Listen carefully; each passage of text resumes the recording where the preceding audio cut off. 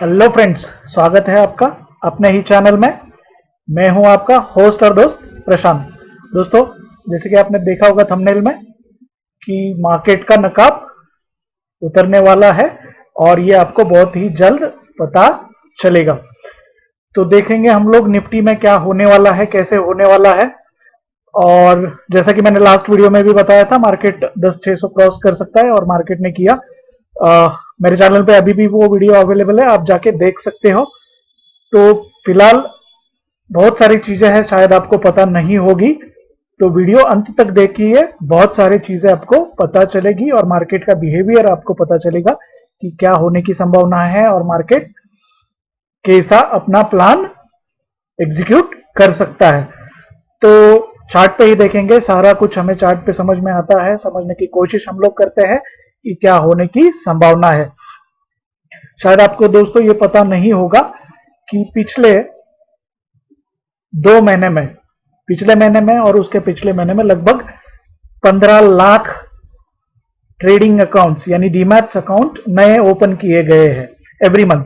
यानी लगभग 30 लाख के आसपास नए ट्रेडर्स या नए अकाउंट्स खोले गए हैं जो ट्रेडिंग्स कर रहे हैं। क्या आपको पता है? तो यानी ऑब्वियसली वजह यह है कि बहुत सारे लोगों को करने के लिए कुछ काम नहीं है, घर पे बैठे हैं, जॉब नहीं है या कुछ और कमाना चाहते हैं, इसलिए लोग स्टॉक मार्केट में नए आए हैं। शायद आप भी उनमें से एक होंगे जो कुछ दिनों में स्टॉक मार्केट में आए हैं, है ना? तो हो सकता है आप भी उनमें से एक है, तो आपके लिए ये वीडियो काफी जरूरी है, आप अंत तक जरूर देखिए। अगर आप पुराने हैं तो आपके लिए भी बहुत इंपॉर्टेंट है और जानना जरूरी है कि मार्केट में क्या रहा है। ठीक है फ्रेंड्स, जैसे कि हमने लास्ट वीडियो में भी देखा था, ये फिबोनाची पे हमने लेवल्स निकाले थे। ये जो हॉरिजॉन्टल लाइंस थे ये आपको दिखाई दे रहे हैं, लेवल्स भी दिखाई दे रहे हैं। तो जैसे कि मैंने कहा था कि ये जो 61.8 का रेशो है, इसके ऊपर मार्केट अगर सस्टेन करता है तो और ऊपर जाएगा। और जैसे ही मार्केट ने 10,600 के ऊपर मार्केट सस्टेन कर रहा है, लेकिन मैं वो बात नहीं कर रहा हूं। मार्केट आगे भी मैंने टारगेट बताए थे लास्ट वीडियो में, 10,800 नेक्स्ट टारगेट है निफ्टी का, जैसे ही ये पिछला हाई क्रॉस करके सस्टेन होता है। लेकिन वो बात तो मैंने बताई है, मार्केट अभी भी बुलिश है, कोई बात नहीं। लेकिन मार्केट गिरेगा कब और सावधान कब रहना है, जैसे कि नए ट्रेडर्स, ठीक है, और पुराने ट्रेडर्स। साइकोलॉजी का गेम में बताने जा रहा हूं। जो पुराने ट्रेडर्स थे, ठीक है, वो बुलिश थे। ये जो सीनेरियो है यहाँ पे बुलिश थे, परचेसिंग कर रहे थे लगभग यहाँ तक। ठीक है फ्रेंड्स, तो वो बुलिश थे, परचेसिंग कर रहे थे और फॉल आया अचानक और वो लॉस में चले गए। और उन्हें सेलिंग में तो प्रॉफिट हुआ ही नहीं, लेकिन जो बुलिश थे, बाय कर रहे थे, उन्हें लॉस हुआ और सेलिंग में, मार्केट में सेल करके उन्हें प्रॉफिट नहीं हो पाया, है ना? तो उस वजह से वो मार्केट में सेल नहीं कर पाए, लेकिन वो हिसाब तो लगाते रहे। अरे यार, मैं यहाँ पे 12,000 पे सेल करता था और 7,000 तक, 7,500 तक मार्केट गया, मुझे इतना प्रॉफिट हो गया था। छोड़ो, मैंने 11,000 पे भी सेल किया था तो भी बहुत बड़ा प्रॉफिट होता था।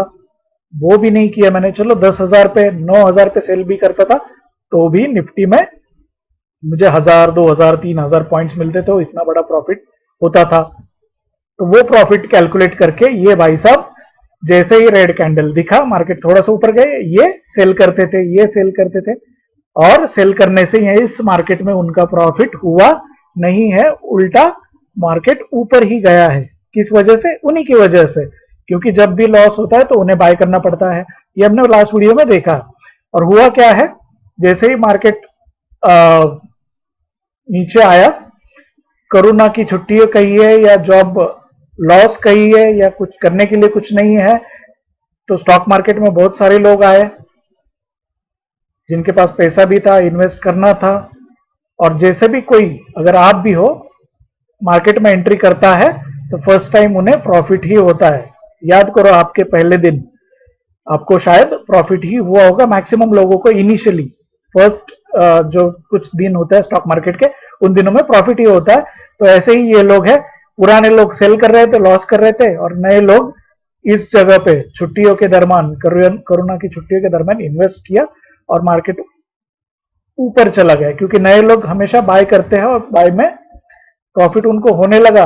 तो हो क्या रहा है, उनका कॉन्फिडेंस बढ़ रहा है, वो खुश हो रहे हैं और पैसा कमा रहे हैं, कमाने से भी ज्यादा। अब पहले जो कोई 1 लाख इन्वेस्ट कर रहा था, उसने अपनी कैपेसिटी बढ़ा दी है, वो 1.5 लाख 2 लाख इन्वेस्ट कर रहा है। जो प्रॉफिट कर रहा है वो बढ़िया इन्वेस्ट कर रहा है, अमाउंट इंक्रीज कर रहा है और आने वाले लोगों की संख्या और बढ़ रही है। क्यों? क्योंकि मार्केट आगे बढ़ रहा है, ऊपर ही जा रहा है, तो इसलिए मार्केट में नए लोग बढ़ रहे हैं। ठीक है, और पुराने जो है अभी तक इसी साइकोलॉजी में है। अब उनकी साइकोलॉजी चेंज हो रही है कि वो अब खुद भी बाइंग की तरफ बढ़ रहे हैं, क्योंकि सेल करके लॉस हुआ था, तो चलो अब बाय करके प्रॉफिट करेंगे। अब सब लोग बुलिश हो रहे हैं। दूसरी चीज साइकोलॉजी की समझिए, जब मार्केट 10,000 के नीचे गया, 9,000 के नीचे गया, 8,000 के नीचे गया, ठीक है, तब आप कोई भी चैनल लीजिए या एक्सपर्ट लीजिए, तब कोई नहीं बोल रहा था कि स्टॉक बाय कीजिए, स्टॉक बाय कीजिए, है ना। तब सब कह रहे थे कि मार्केट 6,000 जाएगा, 6,500 जाएगा, यही चर्चा चल रही थी। अभी मत खरीदो, अभी मत खरीदो, ऐसा चल रहा था। लेकिन अब जैसे ही मार्केट 10,000 के ऊपर आया, 10,500 के ऊपर आएगा, सब जगह देखिए आप, सब फंडामेंटल एनालिसिस जागरूक हो गए हैं। ये स्टॉक लो, वो स्टॉक लो, है ना। आप देख रहे होंगे बहुत सारे चैनल्स पे स्टॉक की भरमार चल रही है, और यही सीजन होता है। जैसे कि आप टॉप पे भी देखोगे, तो टॉप पे भी बहुत सारी जगह, बहुत सारे चैनल पे यही चर्चा हो रही थी, ये स्टॉक लो, वो स्टॉक लो। क्योंकि क्या है, रिटेलर्स को ही बकरा बनाया जाता है। अब आइडेंटिफाई करने के और कोई तरीके होते हैं, जैसे कि टॉप पे आप देखिए, ये छोटी छोटी कैंडल दिख रही है और रेड बड़ी कैंडल। टॉप पे ऐसा होता है कि छोटे छोटे कैंडल्स यानी कौन परचेस कर रहा है, ये रिटेलर्स यानी स्मॉल इन्वेस्टर, ये होते हैं परचेस करने वाले। अब मैं थोड़ा सा चार्ट और छोटा करके दिखाता हूं। ये देखिए, ये 3-4 महीने लगभग यही रिटेल इन्वेस्टर्स छोटे छोटे करके परचेस कर रहे थे और बड़े इन्वेस्टर्स उनको बेच रहे थे। अब अपने चार्ट पे देखते हैं, अब लेटेस्ट चार्ट पे देखते हैं कि हो क्या रहा है। अभी यही सीन वापस, ये देखिए, ये बड़े लोग यहाँ पे प्ले कर रहे थे, परचेस करके मार्केट को ऊपर ले जाया गया। अब यहां से देखना शुरू कर दीजिए, ऊपर की तरफ जाने वाली कैंडल अब छोटी छोटी है, नीचे आने के बाद चलो बड़ी है, लेकिन ऊपर की तरफ देखिए, दिख रहे हो आप। अब ऐसी कैंडल्स देख रही है, तो यानी क्या, रिटेल्स यानी साधारण लोग का पार्टिसिपेशन बढ़ रहा है, ये लोग परचेस कर रहे हैं। ठीक है, तो अब तात्पर्य क्या है, मेरा मैंने कहने का मतलब क्या है कि ऊपर की तरफ अब फंसिए मत, प्रॉफिट बुक करना शुरू कर दीजिए, ध्यान देना शुरू कर दीजिए, कॉशियस होना शुरू कर दीजिए, अलर्ट रहना शुरू कर दीजिए। ठीक है फ्रेंड्स, तो ये जो बताने वाली चीज है, मार्केट अब बुलिश है, अभी भी ऊपर जा सकता है, जैसे मैंने लेवल्स दिए थे और भी दूंगा इस वीडियो में। तो लेकिन अब ये कॉशियस यानी अलर्ट जोन में जा रहा है, और भी मैं प्रूफ दूंगा आगे कि आपको अलर्ट रहना है, ज्यादा पैसा इन्वेस्ट नहीं करना है। ध्यान देना है कि अगर आपने इन्वेस्ट किया है, प्रॉफिट में है, तो प्रॉफिट बुक कीजिए।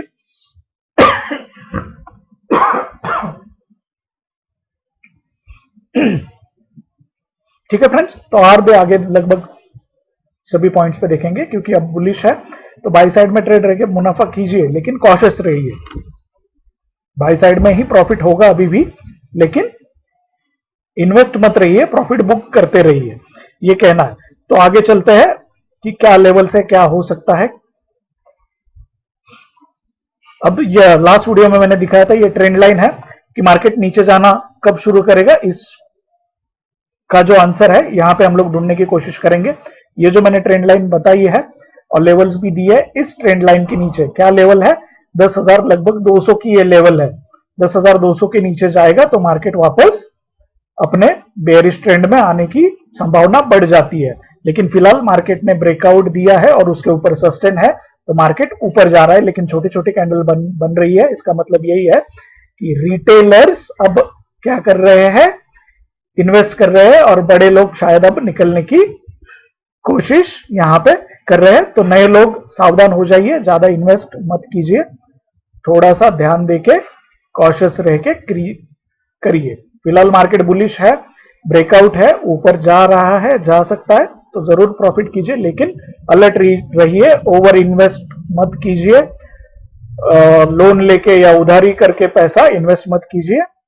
ठीक है फ्रेंड्स, तो मैंने 2-3 पॉइंट्स बता दिए कि मार्केट में जो छोटी कैंडल बन रही है, सब तरफ बबल बन रहा है, खरीदो खरीदो खरीदो, मार्केट ऊपर जा रहा है, फंडामेंटल स्टॉक ये है वो है।